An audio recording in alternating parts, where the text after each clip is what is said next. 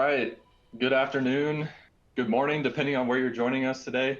I'm super excited to be here today with you all to be presenting on this topic, fundamentals of owning digital assets, sovereign ownership, and self-custody. And I'll also be presenting today with both myself and Pete Bonacci, Brian Fisher, and Daniel Johnston. And these three fellows, they have a ton of passion and interest in the space. I know how hard they've worked, and they really know their stuff when it comes to this topic. So they have a lot planned for you guys today. Super excited to dive into this. So speaking of Brian, Pete, and Daniel, I'd like to take a time here before we really dive in and introduce ourselves, so you can get to know a little bit more about myself and the rest of the presenters today. So first of all, my name is Nick Farr. I am the blockchain and digital asset practice leader here at Forvis Mazars. I'm coming to you today from Colorado Springs, Colorado, where I reside. We got about 4 inches of snow last night, so winter is in a full effect.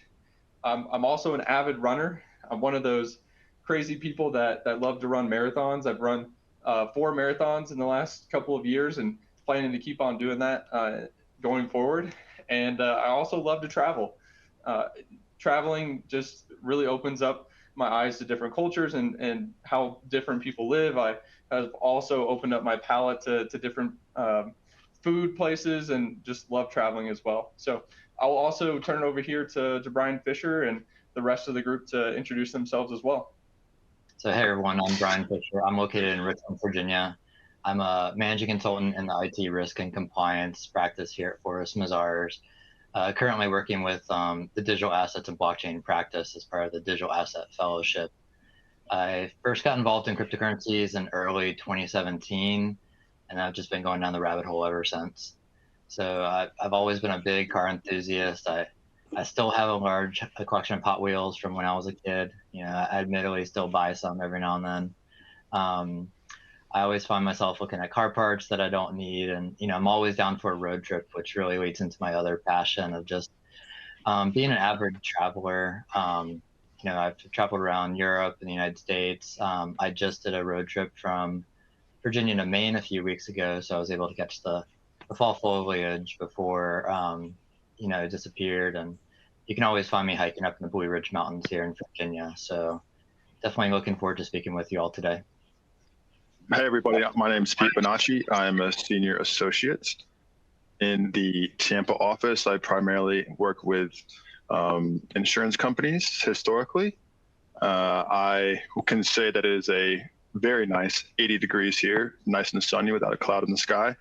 I love playing pickleball, and I have recently been playing quite a number of golf matches.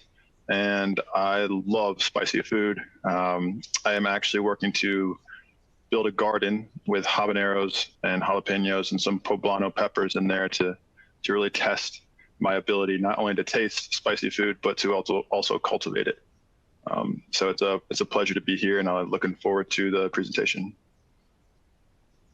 Hey everyone, I'm Daniel Johnson. So I'm a consultant here in our IT risk and compliance practice, and I'm located out in our Raleigh, North Carolina office. So a little bit about me is I'm also one of the digital asset fellows along with Brian and Pete. Other than that, for the hobbies, I'm an avid weightlifter. I used to compete professionally in weightlifting when I was in the Army for a couple of years, but since I got out, I still like to maintain pretty good physical shape, picking things up, putting things down, I like to say, outside of our sitting down job. But if you can't catch me at the gym, I'll probably be out on disc golf course, usually every weekend. Even with the winter coming in, cold temperatures just means extra layer of clothes on before I go out and hit some chains. Other than that, look forward to talking to you all about, self-custody and custodial wallets. Back to you, Nick. Thanks, all. So now we can confirm that you guys are in fact real people. You do have hobbies. You're not robots just behind the screen presenting to us today. So super excited to dive into what our agenda is going to look like. So first of all, we're going to dive into custodial and self-custodial ownership models, and Pete's going to cover this section. And one thing is, when it comes to digital assets, we take for granted in our traditional financial world how we custody our assets. So for example, we go to a bank, we trust the bank with our cash, and we don't really think anything differently. But when it comes to digital assets, you have multiple different options in how you custody your assets.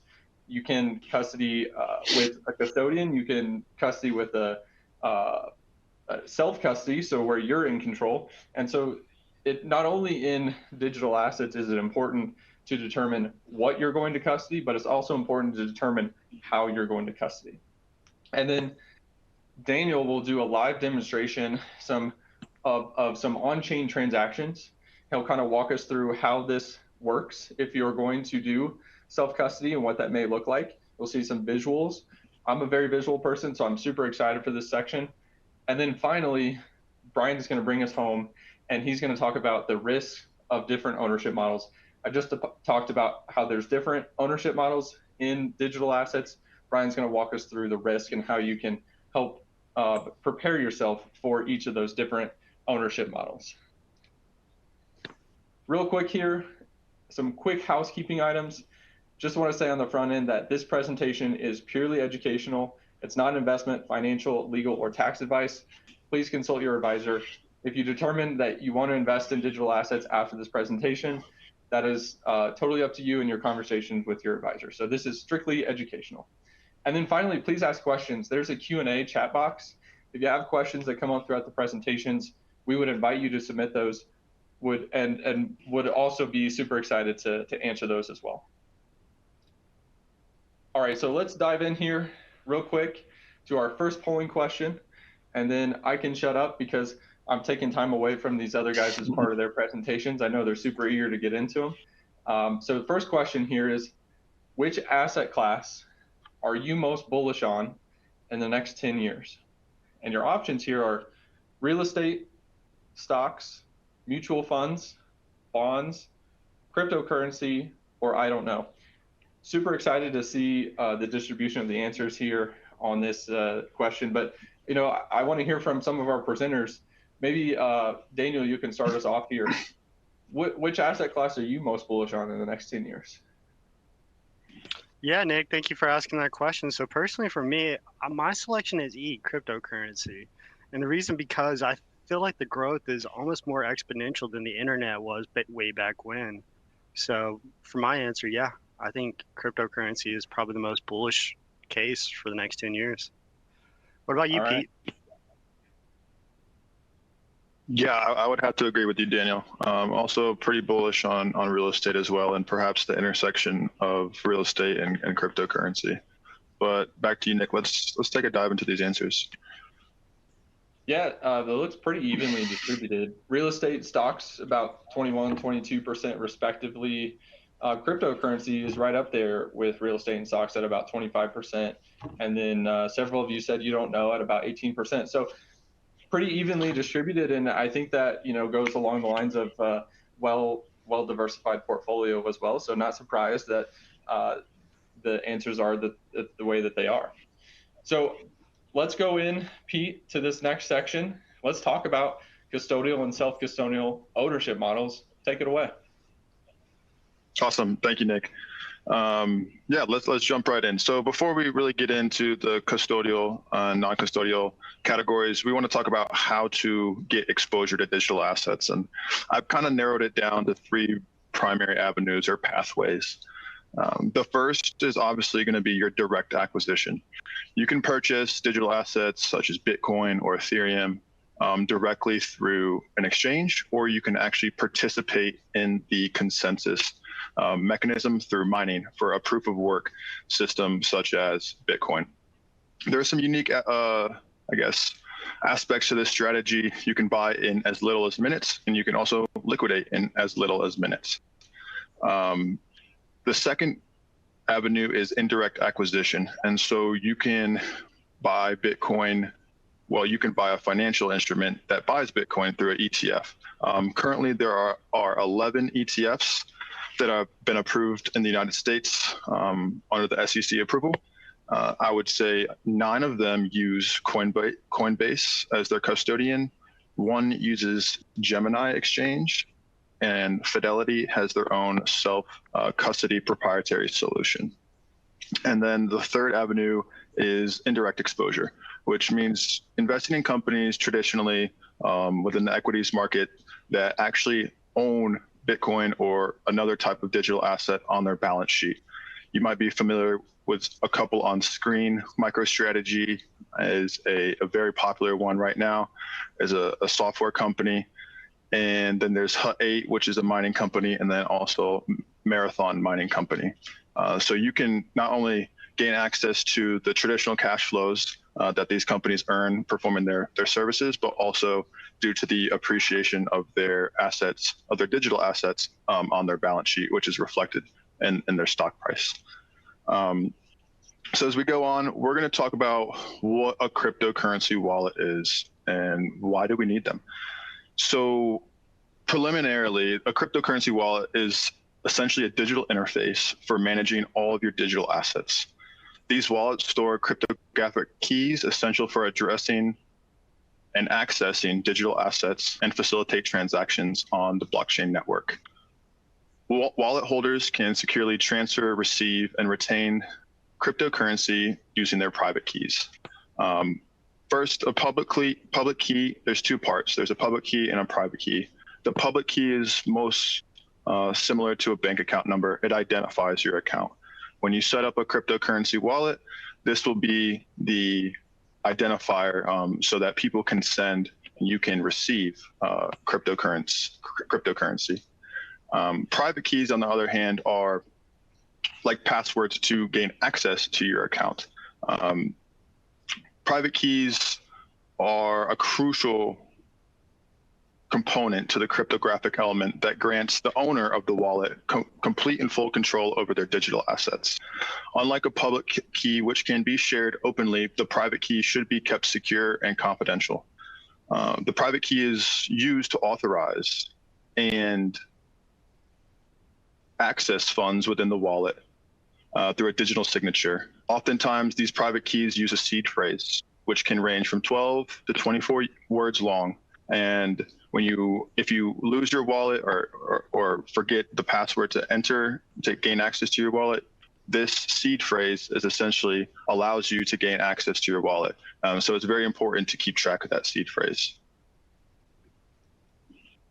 And so we have two types of wallets, essentially. We have hot wallets, which would be connected to the internet, and then also cold wallets, which are not connected to the internet. So the purpose of a hot wallet is probably more convenient for and conducive for trading and liquidating digital assets or even gaining access to them. They run on a software and they're easily accessible through a mobile device or a computer.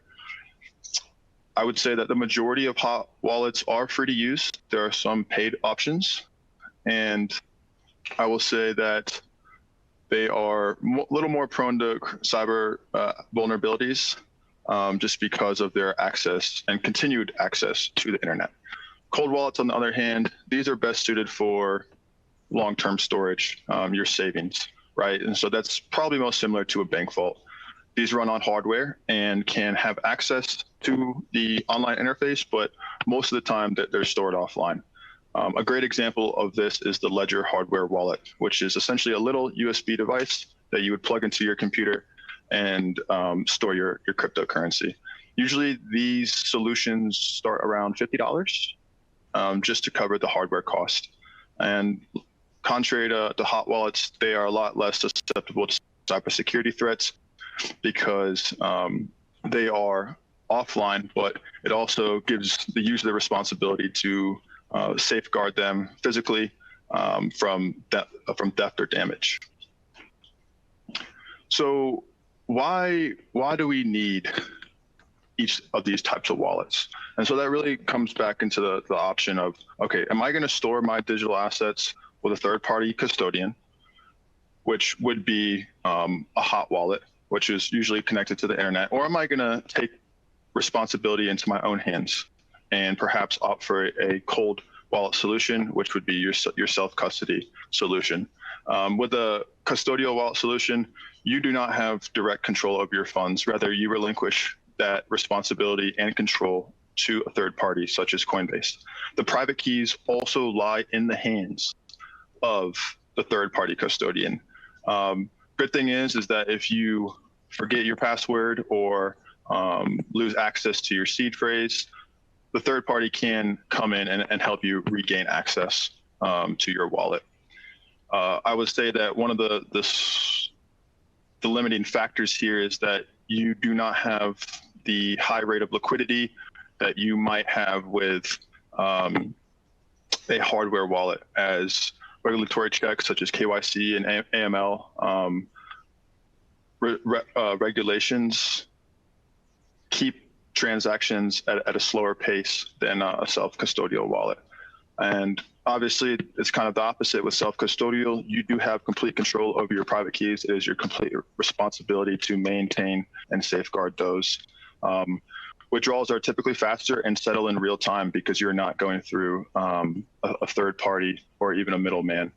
And once again, it is of the utmost importance with the self-custodial avenue to retain and create a sense of internal controls to keep your wallet safe from all vulnerabilities. So with a custodial ownership, I'm just going to dive in a little bit here to what this might look like. Traditionally, custodians are someone like a Coinbase or a Kraken, and these are often very user-friendly and typically designed for beginners or individuals who prefer not to deal with the technical complexities of managing their private keys directly and interacting with the blockchain ecosystem on a technical level. I think one of the biggest benefits of a custodial model is to pledge them or place them within their control so that you don't have to worry about it. You store them away and you can be rest assured that your assets that are safe. I think we're going to go into some benefits and limitations of a custodial wallet. I think one of the best benefits is that you have great ease of use and you also have recovery options that are very accessible. If you lose access to your account, like forgetting a password, the custodial entity can come in and provide support to recover that account access. Also, there are elevated security services that Coinbase and Kraken have to offer, as they have dedicated security teams to employ measures such as multi-factor authentication and even cold storage. So, a cold wallet hardware solution for your assets, and some even offer insurance products to safeguard user funds. I think the biggest limitation here is that you do not have full control of your assets.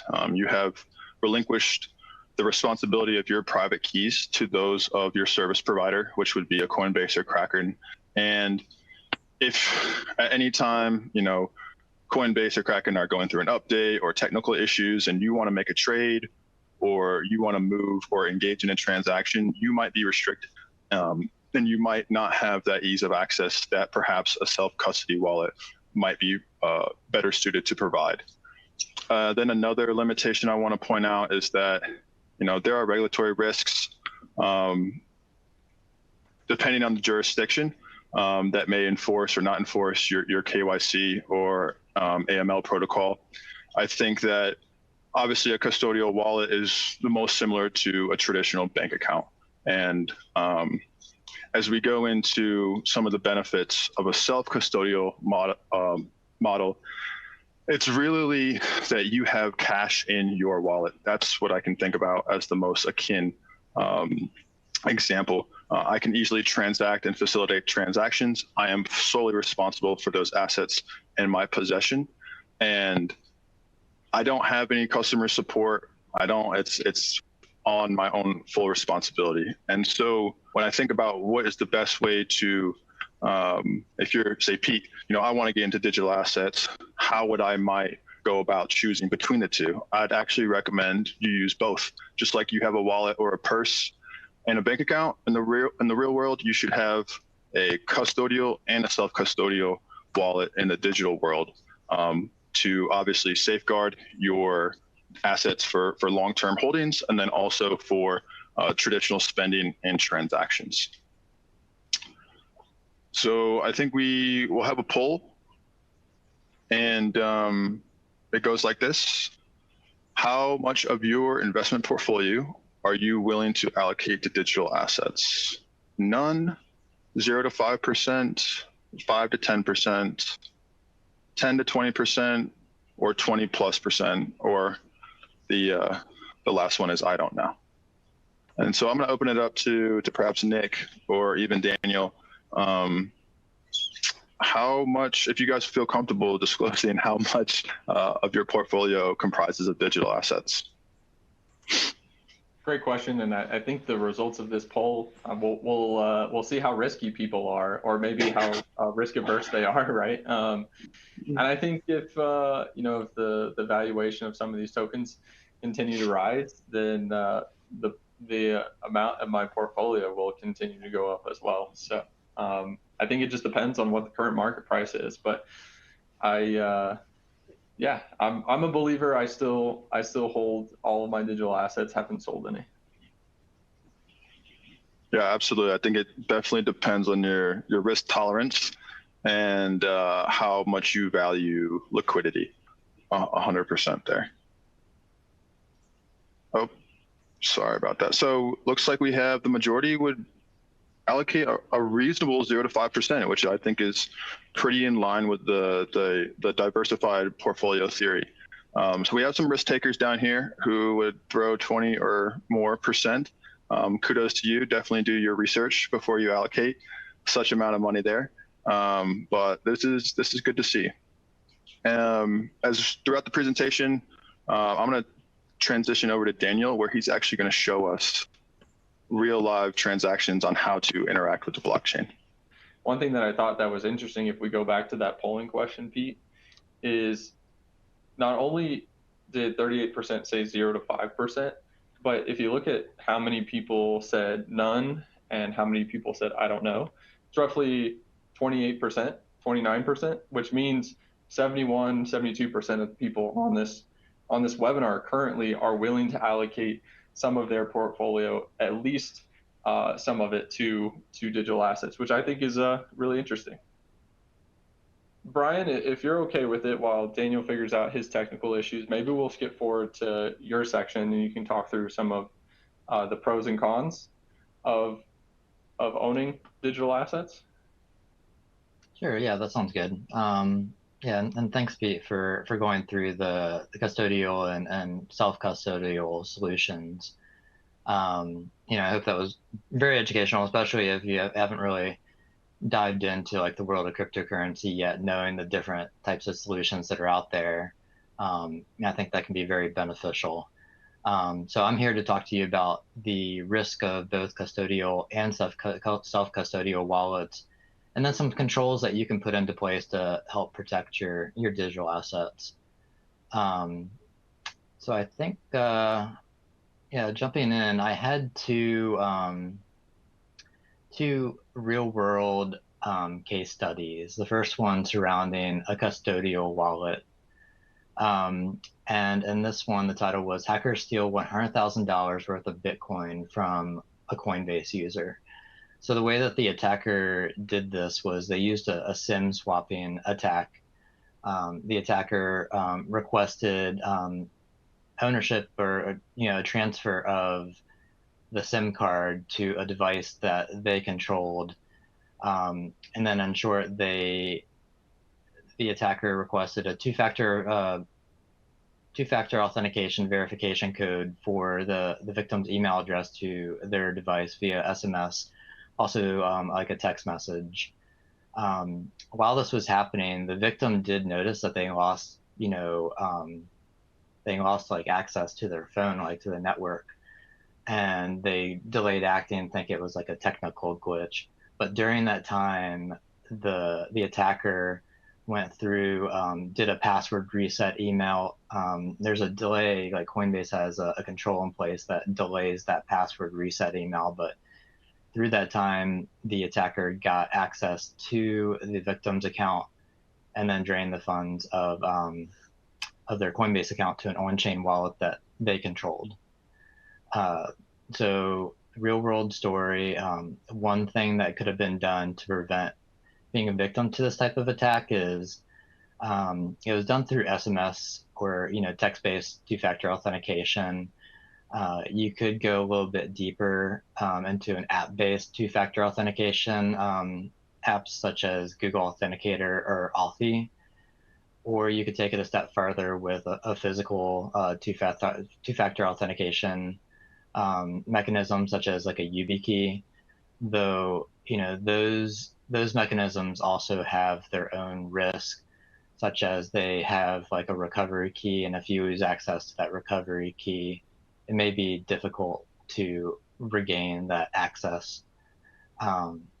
Another thing is to check with your mobile carrier security. Depending on the mobile carrier, you could set up like a password or a PIN with the telecom carrier just for things such as like SIM changes. Like in this case, the attacker was able to request that replacement. Also, you could create a secondary email address that you use for critical online identities, such as like Coinbase account or Kraken account or like your bank account, and then just keep that address private. That way you kind of have like your critical email addresses and then your normal one. You could reduce your online footprint by not publicly sharing personal information online. So limiting how much you talk about your holdings or your portfolio, and you make yourself a not such a large target, if you just reduce your online footprint.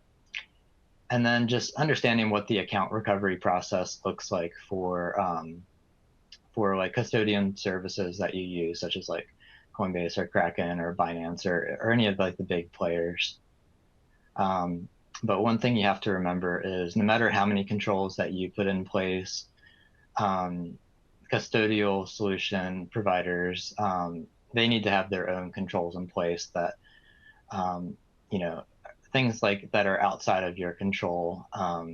So take into account like incidents can happen, such as, a hack or anything that's totally out of your control. So that's just always, just make sure that they have a good reputation and have regular audits conducted.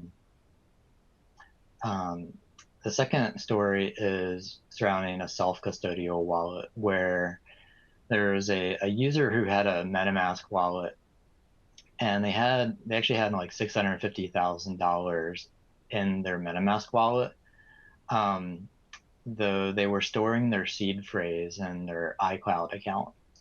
So the victim received multiple text messages saying, we're getting requests to reset your Apple account password, and he would get multiple requests. And finally, he got a phone call from someone saying that their Apple support, they're investigating suspicious activity. And so because he was seeing all these text messages, he started cooperating with the person on the phone and provided him some info that let the attacker gain access to his iCloud account, which is where he was storing his wallet seed phrase. And then just from there, the attacker gained access to his MetaMask wallet and then transferred all of his funds. So I think some things that could have been done differently here is the first thing is just avoid storing sensitive information, such as like wallet seed phrases in cloud services, such as like iCloud, and just regularly review and adjust backup settings just to make sure that you don't accidentally save that information to the cloud. Again, two-factor authentication would have provided an extra layer of security, and then just implementing strong passwords, and then just being vigilant against like phishing, such as this instance. Just exercise caution when you receive unsolicited communications requesting personal information or account credentials. And then if you ever have any doubt, like if you were on the phone with this like attacker, hang up and then just verify the authenticity with the organization directly through official channels. And then finally, like Pete mentioned, a hardware wallet is another option that would have just provided an extra layer of complexity for enhanced security that it would have made it much more difficult for someone to access this person's funds.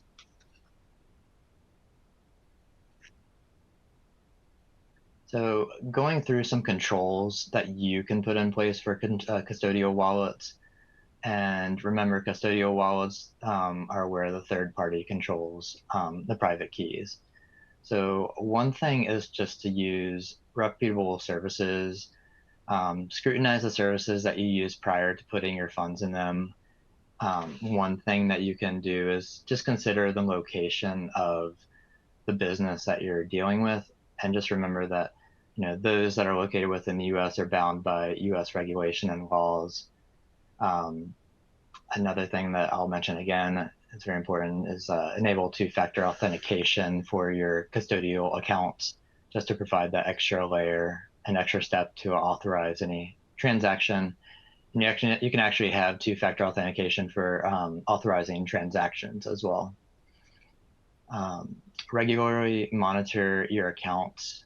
So monitor your logs regularly for transactions that you did not make or unauthorized access to your accounts.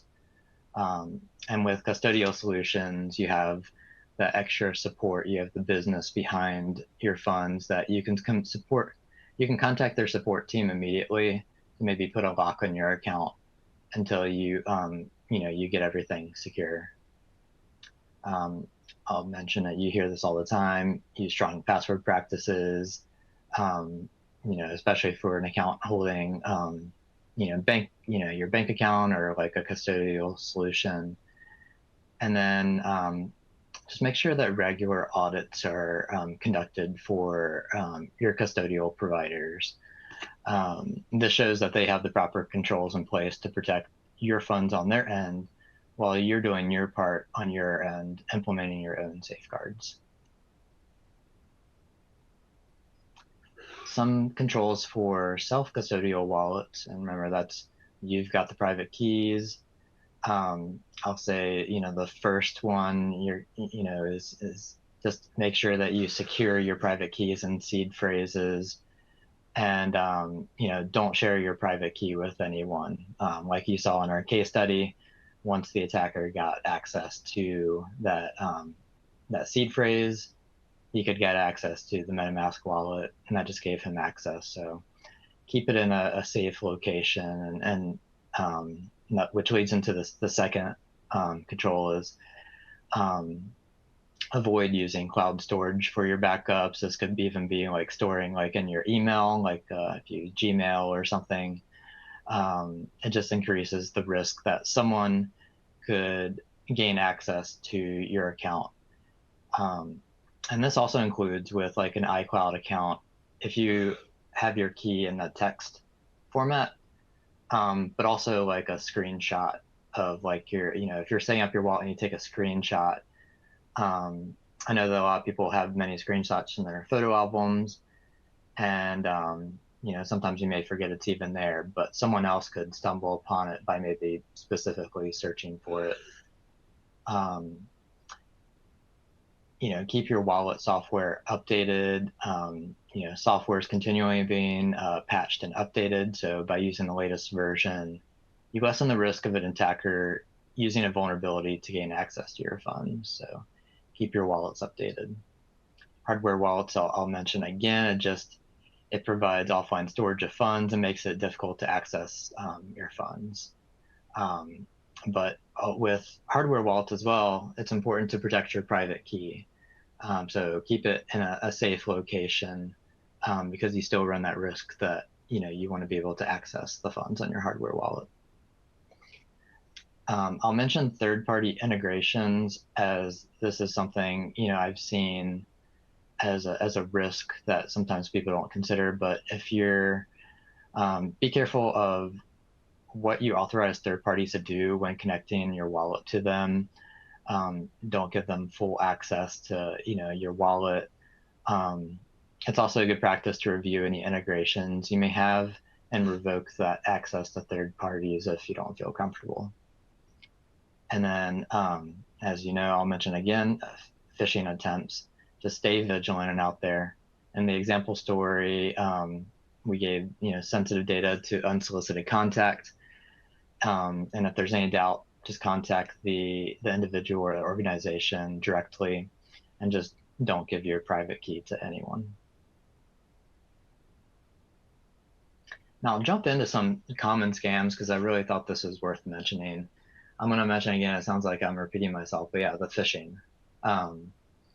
Just look out for anybody just contacting you out of the blue, and just be aware that, just be very cautious.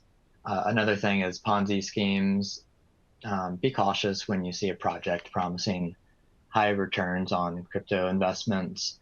And also just, when you're buying, when you're making any like purchases of like a token or a coin with low liquidity, just be aware that you may not be able to sell that token or coin. So look out for good projects when you're going out there.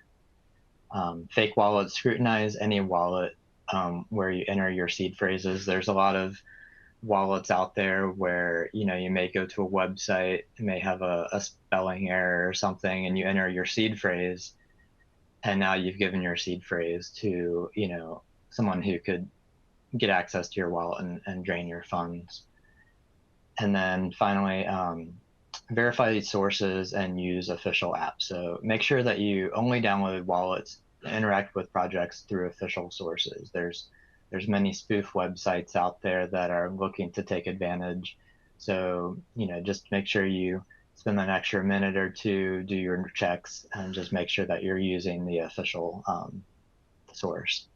Then I want to say finally, just stay informed. It's an ever, growing area. There's new technologies popping up all the time. So just stay informed and, keep learning. I think that's the fun part of this area. And then I think we can go back to Daniel if if he's ready. Thanks, Brian. Let's go to our next polling question, and then we'll go to Daniel. So this next polling question is: I typically store the majority of my crypto assets in a self-custodial wallet. Options here are yes, no, I don't own any crypto assets, or I don't know. And it very well could be that the 28% of you or so that said earlier that you don't allocate any of your portfolio to crypto assets are in the C or D bucket. And I think, Pete, you made a really good comment earlier about having both self-custody and a custodial wallet. So curious, Brian, what your thoughts here are on this question? I would say, and the one thing I was going to mention is a lot of times when people first get involved, they're holding their crypto on like a Coinbase or even keeping it on an exchange. But I think as you learn more, you become more comfortable with the technology, and you may migrate over to a self-custody wallet. So a lot of my crypto assets are in self-custodial wallets. Yeah, I think that's normally a typical step that people take, like you just mentioned, is starting with a custodial account and then navigating and migrating to self-custody. So looks like most people that do own crypto, about 15% said yes, they store in self-custody, 20% said no, and then 65% or so of the attendees here today said that they don't own any crypto assets or they don't know. Very interesting. All right, well, Daniel, if you are feeling comfortable with your technical issues, and first of all, thanks everybody for being patient with us and allowing us to jump around a little bit here. I may push it over to you, Daniel. Thanks, Nick. Well, first off, thank you everyone for presenting our own self-custodial wallets and custodial wallets in itself. So for this part of the presentation, what we're actually going to do is dive in a little bit further on what on-chain transactions are with a demonstration on how to actually conduct it via a custodian and a self-custodial wallet. So at first, we're going to look at what on-chain transactions These are transactions that are recorded and are validated directly on the blockchain's main network. These transactions can be validated depending on the consensus method that that network has. For example, proof of work would be for Bitcoin in the mining. Proof of stake would be for Ethereum as well. So some of the key points as it relates to on-chain transactions is really the security and transparency of transactions. Once again, they're validated directly on the network, so you can actually see them occurring on the blockchain. Another thing to consider with on-chain transactions is processing time and fees. They typically can be a little bit more slower and costly compared to off-chain transactions, typically due to potential factors such as like network congestions and just the validation process depending on the consensus method. Another key point as it relates to on-chain transactions is the immutability. Once the transaction is put on the blockchain, you can't change it. It cannot be reversed. So those are some of the key things as it relates to on-chain transactions. So what we're going to do is now dive into the demonstration of what we're going to be using. So for the first exercise, we're going to swap our fiat for Ethereum on Coinbase. Second, we're going to send that Ethereum to our MetaMask wallet from the Coinbase account. Then we're going to navigate to Uniswap, which is a decentralized exchange, to swap that Ethereum for USDC. Then we're going to send that USDC to Coinbase from MetaMask wallet. And then after all that's done, we're going to review the transactions on Etherscan. So to first dive off, what we're going to do is we're going to be on the custodian side of it all. So specifically for this presentation, we're going to be using Coinbase as our custodian. So the first step that we're going to be taking is really on-ramping our fiat currency. So once you're spun up your Coinbase account, you actually have the opportunity to deposit funds into this account to be able to buy tokens. So in this example, as you can see, I on-ramped $100 US via my bank account. So you can see, once I inputted my payment information, went to go on-ramp, I'm going to hit that buy now. As you can see, once I bought that $100 worth of Ethereum, I now have a balance of $94.81 worth of Ethereum in my account. And the reason why it's less than $100 is when you're doing these transactions on a custodian, there are some transaction fees that do apply. So for the next step, once we got it on-ramped, we just want to be able to see within our transactions that for sure I did receive my $100. And as you can see on the first line right here, bought Ethereum for $100. So it looks like we do have that 100 in our account. So in our next step, what we're going to do is we're going to take this Ethereum from Coinbase and actually send it to our self-custodian wallet, which is MetaMask. So for me to be able to do that, right, I'm going to go to the section where it says send crypto. I'm going to hit send. It's going to pop up this option, and I'm going to input the value that I want to send. In this example, I want to send the full balance of my Ethereum to my self-custodial wallet. And to be able to send it to my self-custodial wallet, I'm going to need my public address, right? So to be able to do that, when I click, I need to also ensure that I'm on the right network. Since we're going to be using Ethereum, I clicked Ethereum as pretty much our default. With that, I needed to be able to access my MetaMask wallet.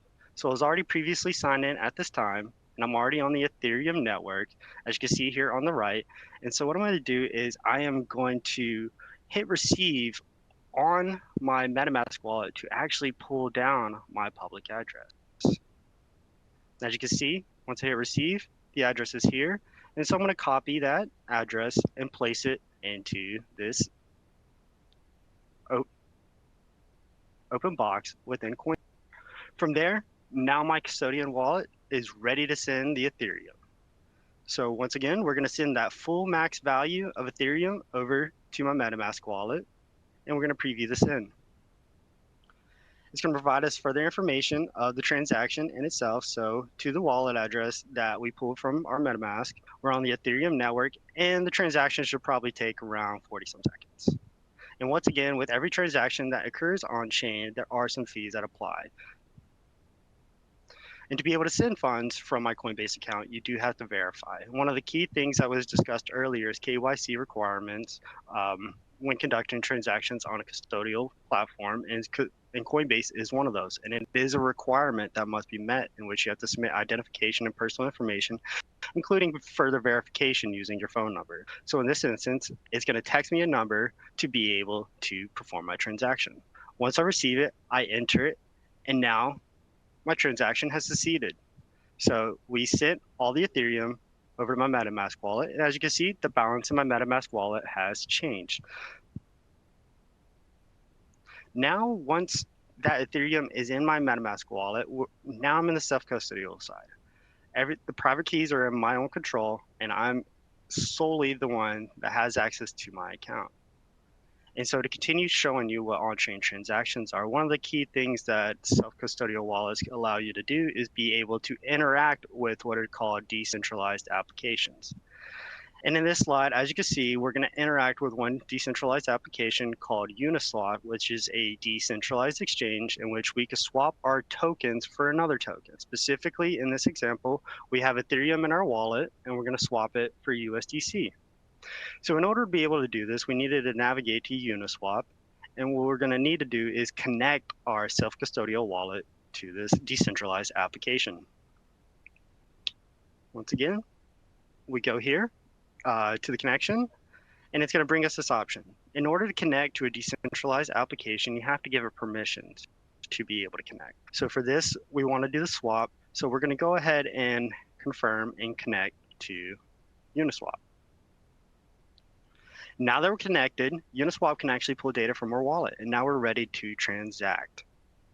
So what we're going to do is I'm going to take some Ethereum. Specifically, we're just going to do 0.02 worth of Ethereum, which equates to around $60, and perform a swap. Once we do the swap, it's going to pop up this option, and it's going to provide us a little bit more details about the swap in itself. So for 0.02 ETH, we could get $60 worth of USDT. And once again, on-chain transactions do require a fee, and specifically on Ethereum, these are what's called gas fees to actually be able to process a transaction and pay for the computational power to actually perform these actions. So once again, we hit the swap, and now we need to be able to actually confirm the transaction in itself within our MetaMask wallet, which actually pops up open to this right where it says their transaction request. Since I'm aware of this transaction, I'm going to go ahead and confirm it. Once we're going to confirm the transaction, it is now submitted onto the blockchain. We have now turned our Ethereum to USDT. And so for us to be able to actually review the transaction in itself, we're going to look at the blockchain explorer. And since I have MetaMask wallet, they're able to actually provide you a dashboard of your portfolio to show you the on-chain transaction, which this screen shows you. And it provides further details such as the transaction hashes, the fees that occurred within transaction, what network you're on, whether it was completed, and other critical information as relates to your swap. Not only can this be shown via MetaMask if that's your self-custodial option, you also have a blockchain explorer in which you can actually view your transactions. Specifically for the Ethereum network, we have Etherscan. And so on Etherscan, we're going to take that transaction hash and actually pull it up, and we can find more detail on that transaction in itself. And so this would actually be used to help kind of reconcile your accounts when performing on-chain transactions.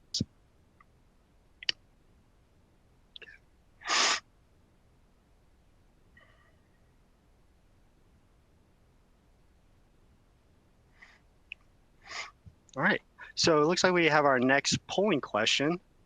So, does inflation of the US dollar drive your interest in owning digital assets? And so, question, Nick, what do you believe your answer would be for this one? Do you think? Yeah, I think this is. Sorry, go ahead. No. Do you think, you know, with any inflation that's occurring, people are probably buying Bitcoin or other digital assets? I think this is an interesting question because what some of the narratives you may see in the market right now, or from mainstream media, or even on X or Twitter, is that, and even Jerome Powell, the chair of the Federal Reserve, said recently that Bitcoin and other digital assets can be compared to gold, to digital gold. I mean, it has a lot of the same aspects as gold in that it has a limited supply, right? Bitcoin, for example, is capped at 21 million. It requires work through mining to mine new tokens, and so it has some similar characteristics as digital gold. So I do think that some investors and some people that allocate their money to Bitcoin and other digital assets see it in this respect, and I think we see that in the results here as well. Yeah, and it looks like, the results are in, and really, yeah, the state of the United States economy is really driving people's interest in possibly investing in some form of digital assets. And it looks like, because previously in our other polling, it seemed like 60% of people didn't actually own cryptocurrency. So maybe, the state of the economy might actually drive people to start investigating a little bit further and probably participating in the market. So thanks for your feedback, Nick. All right. So we could go ahead and continue on with our demonstration. So now that we looked at the Blockchain Explorer to actually see our transaction of swapping Ethereum to USDT, what we're going to need to do is actually take that USDT from our MetaMask wallet and send it to our Coinbase account. So what we're going to be doing is, to be able for us to send it, we also need to get the public address from the Ethereum network for our Coinbase account. So as you can see, I'm on the dashboard, and what I'm going to do is hit receive crypto. When I do receive crypto, I want to make sure that I'm once again on the right network. So I want to be on Ethereum. Once I'm on Ethereum, I'm going to go into my MetaMask wallet, and what I needed to do is actually import the USDT into it.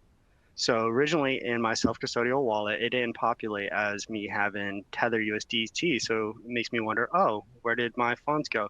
Well, in reality, in some self-custodial wallets, you actually have to enable these tokens to be viewed. So in this example, I had to enable Tether USDT. Once I have it enabled, I now see the funds in my self-custodial wallet. So now I'm ready to actually send that back over to my Coinbase account. So with that, I'm going to go to receive USDT via the Ethereum network. And I'm going to take that public address that was provided from Coinbase right here. And then I'm going to go to send on my self-custodial wallet.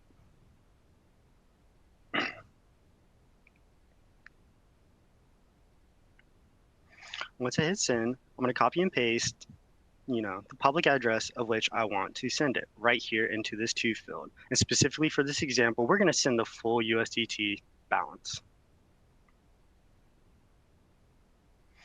Once again, when conducting any form of transaction, you're going to have to confirm the transaction once it has been submitted. And so for this one, I'm comfortable with the transaction. Once again, we got some network fees that are going to come part of it. Now I'm going to hit confirm. Now the transaction is submitted and should be on my way to my Coinbase account. Now for us to be able to view it, once again, you have your blockchain explorers, but also in this instance, since my self-custodial platform was MetaMask, they can actually show me the details of my transaction on the MetaMask portfolio. Once again, one of the surefire ways is using Etherscan to actually pull in the transaction hash in itself to dive in to further information on the transaction that happened, such as, once again, who was that token sent to, what are the applicable fees, what was the value of the tokens. And now, as you can see, we have the USDT in our wallet. And that right there concludes our demonstration of performing transactions via our custodian wallet, which is via Coinbase, and then also our self-custodial wallet via MetaMask. Right. Amazing. Thank you so much, Daniel. And yep, sorry to interrupt you there. I was just going to mention that there are some slides in the slide deck as well where Daniel's done a great job to walk through how you can set up a Coinbase account and also how you can set up a MetaMask wallet. We're not going to cover those in today's webinar, but those are there for your reference. And I will turn it over now to Brian to close us out. Sure, sounds good. So yeah, thanks, Daniel. I hope that was interesting to see for everyone to see an example of on-chain transactions. So now you know more about custodial and self-custodial solutions and how to better protect your digital assets. It doesn't have to be a scary world out there, but there are many resources out there to learn more of just how the technology works, how to get comfortable with it, and then just how to protect your assets once you're involved. I know, looking at the time, I know we didn't get enough time to address some of the questions sent to the QA box. So we'll be following up separately after this presentation with each of you. But I know for speaking for everyone, it's been a pleasure to have this opportunity to speak to you today. I know we're all very, very passionate about the subject matter. So feel free to reach out to any one of us. Our contacts are listed on this slide, also on the page that you used to register. And just reach out to us if there's any way we can help with your any part of your digital asset journey. Thank you, everyone, and goodbye.